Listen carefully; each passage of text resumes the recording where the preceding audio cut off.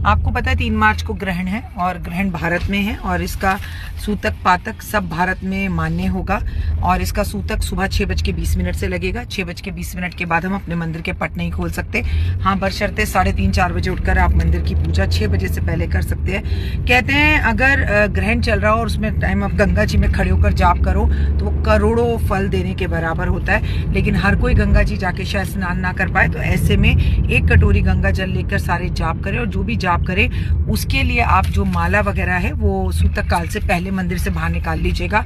और हम इस समय पर ना खाएं तो बेहतर है, लेकिन लंबा ग्रहण का समय है तो कैसे ना खाएं। तो आपको 1 तारीख की रात को ही अपने घर में खाने की चीजों में सब में तुलसी दल जरूर मिला देना और तुलसी दल का इंतजाम पहले से करके रखिएगा, क्योंकि ग्रहण के समय पर जब सूतक काल लग गया हो तुलसी नहीं तोड़ते हैं। उससे 1 दिन पहले 2 तारीख को पूर्णिमा है तब भी तुलसी नहीं तोड़ते हैं। तो 1 तारीख को आप तुलसी एक जरूरी जानकारी आपको जरूर दे दूं होली से जुड़ी।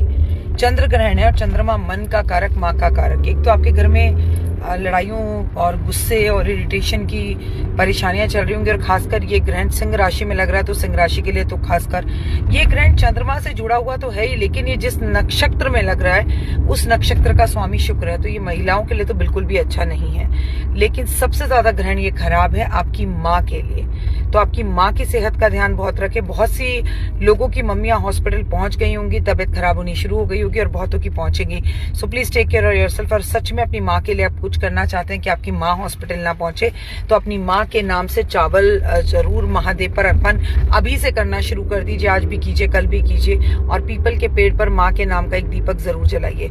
लेकिन किसी बड़े सेलिब्रिटी की मदर जो है वो हॉस्पिटल पहुंचते हुए दिख रही है और इनफैक्ट मैं आपको बताऊं तो मुझे नाम भी बताया, लेकिन मैं उनका नाम चंद्रमा मन का कारक, माँ का कारक।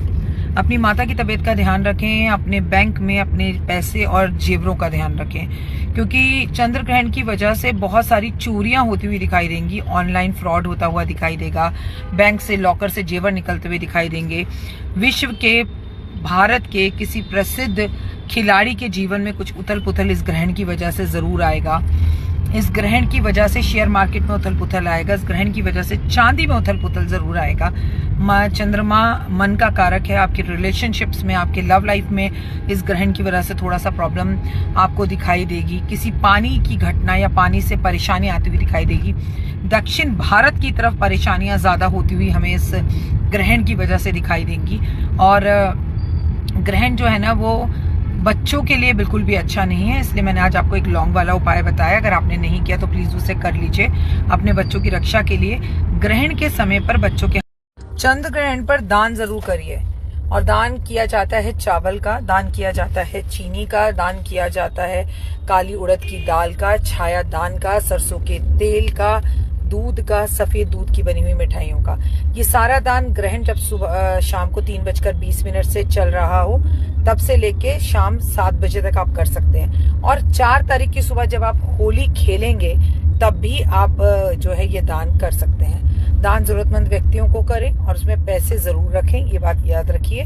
होली का दहन 2 तारीख को मनाया जाएगा। 3 को ग्रहण के बाद जब तक सूर्य उदय नहीं होता होली का दहन नहीं हो सकता। अगर आपके यहाँ कोई 3 तारीख को जबरदस्ती होली का दहन कर रहा है तो उसे रोकिए, क्योंकि किसी के गलत किए हुए कामों का असर आपके जीवन पर भी पड़ता है। होली का दहन 2 को होना चाहिए, 3 को नहीं हो सकता, क्योंकि 3 तारीख को इसलिए भी नहीं हो सकता क्योंकि केवल चंद्र ग्रहण ही नहीं है, उस दिन भद्रा भी है। दूसरी बात ये कि ग्रहण के बाद जब तक सूर्योदय ना हो वो मोक्ष का